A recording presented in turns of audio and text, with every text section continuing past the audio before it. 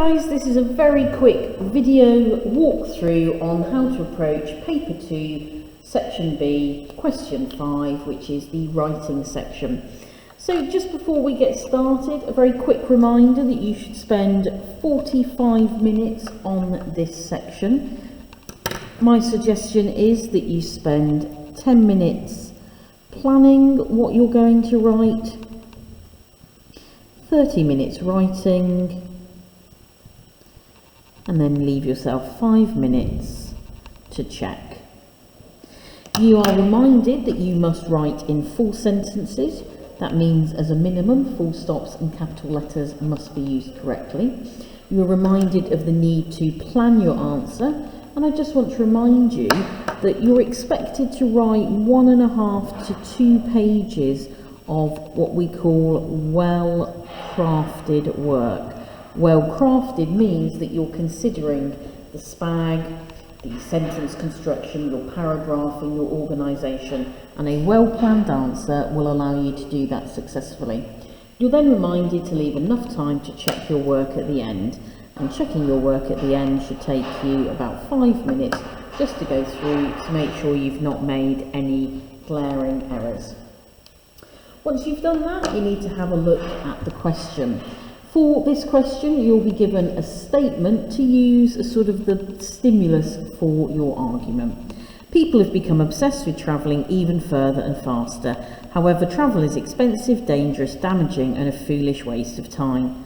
Write an article for a news website in which you argue your point of view on this statement. So you're being asked to plan your response, and it is really important that you do this planning. The first thing that I would suggest that you do is that you understand your path. That's your purpose, your audience, and your format. So the purpose of this is given to us here, where we're told that we're arguing your point of view. So it's to argue, and personally, I'm going to be argue against long haul travel. My audience are going to be older teenagers and adults, and I get this information from the fact that it's a news website, so I'm thinking about the individuals that would access this news website.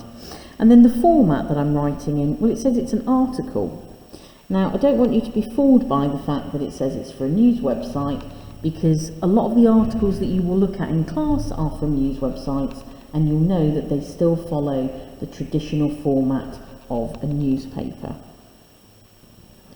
So let's remind ourselves of what that format looks like in terms of a newspaper. You need to have your headline. Underneath your headline, you need a strapline, and that strapline explains something about the headline. You would then have your introduction or your drop again, and this would be where you're going to potentially use an anecdote to engage your readers and make them feel connected to what you're going to be writing about.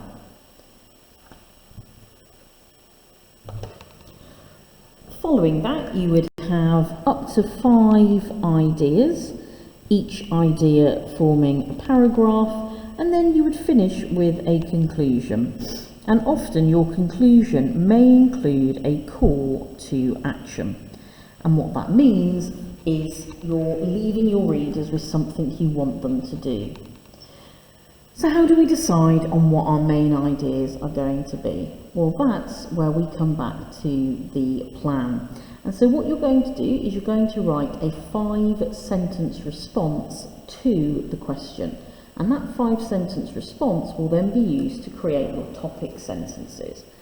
So it says here that people have become obsessed with travelling even further and faster. However, travel is expensive, dangerous, damaging, and a foolish waste of time.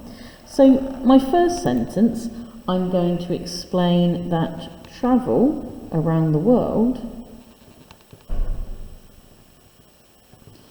is very expensive and harmful to the environment.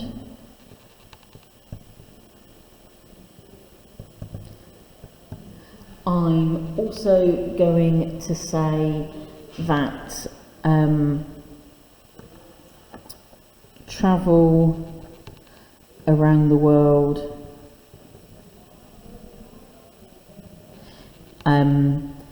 is no longer about experiencing life. It is about Instagram. I'm going to say that there are many local places to visit. I'm going to say that the UK has a thriving tourist industry to explore.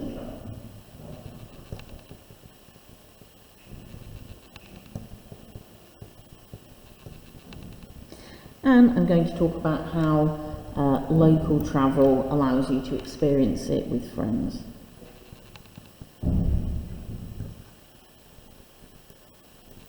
So it allows you greater freedom. So those are my 5 main ideas, and what I need to do now is convert all of this information into my article. So let's have a look now at the article that I've written.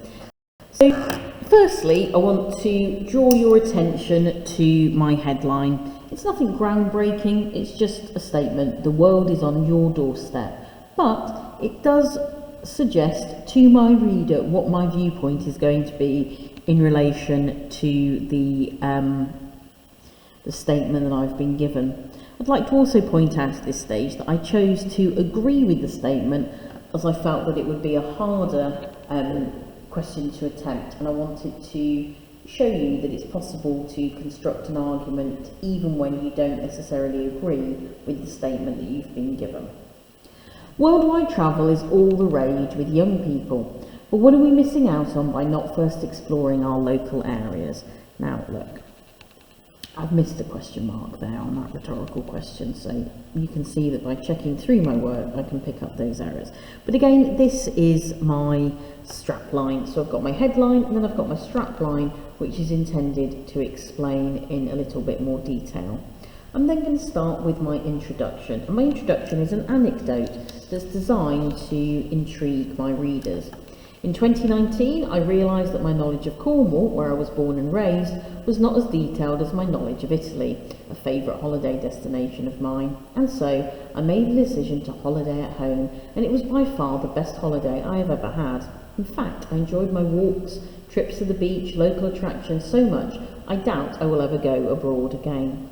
So I'm using the first person here to make my viewpoint really clear. Remember, this question is about you presenting your viewpoint, just as the writers in the articles that you would have looked at in section A present their arguments. You can also see that I've attempted to use a range of punctuation, so I've got some embedded clauses here and also the use of some brackets. So I'm then going to start moving into my main body. Now, if you remember, I started to plan this by coming up with 5 sentences, and then it's what I do with those 5 sentences that make the essay. So my first sentence, I'm not going to just start with travel around the world. Instead, I'm going to start with an adverb. So, increasingly, travel around the world is becoming very expensive and harmful towards the environment. So you can see I've taken my first sentence, I've started with an adverb, and then that forms my topic sentence. I then need to support my topic sentence with some additional information. In 2020, it cost a family of 4 £3,000 for a week in Spain, compared to just £1,000 for a week in Wales. Now, these facts and figures are completely made up, and that's fine. They're simply there to help illustrate the point that I'm making. They're there to strengthen my argument. Not only does travelling in the UK put less pressure on our pockets, it also puts less pressure on the environment. Less air travel means fewer toxic chemicals released into the atmosphere.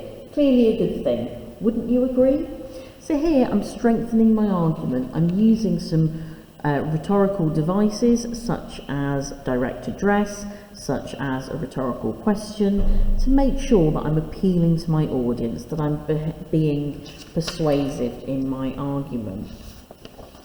I then move on to my second paragraph, this time starting with a connective.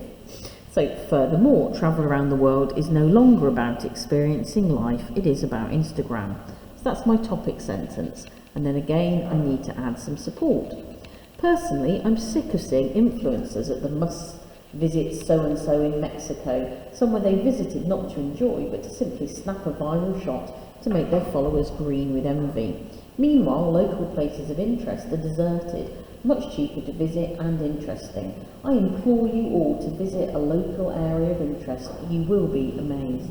So again, topic sentence, supporting sentence, and rhetoric devices to engage my audience.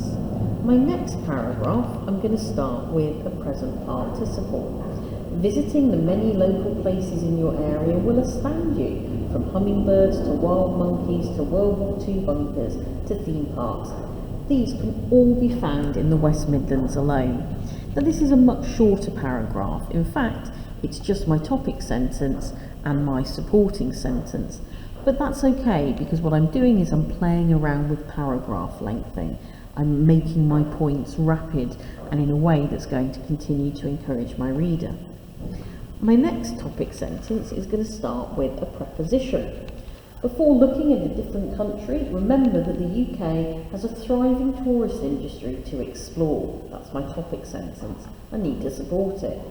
Last week I visited the Frankenstein Museum in Bath, which was truly magnificent and well worth the entry fee, which was a fraction of a ticket for a waxwork museum in New York and much more entertaining.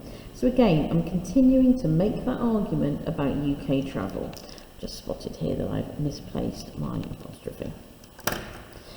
And then on to my final two sections. So my final paragraph, which needs to start this time with an imperative.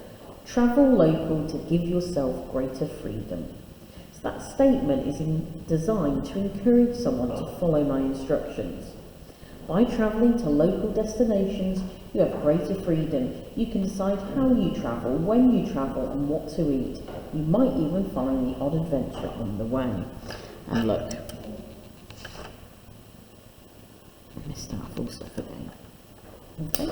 And then finally, my call to action. Now, I was running short of time at this moment, and I needed to give myself time to check through, which I didn't quite manage. But you can see here that my closing statement, my call to action, is very brief. So, what are you waiting for? Get out and explore where you live today. So again, using that imperative is a commanding way of writing. You can also see that I've tried to use a variety of punctuation here. I've got an exclamation, I've got a dash, and I've got a comma. And so these are all things that you need to be considering. You also need to remember to check your work, because if I've made a few errors, which could cost me spelling, punctuation and grammar marks, you too may also make some errors. So always give yourself time to check your work at the end. I hope that's been helpful, guys. Thank you.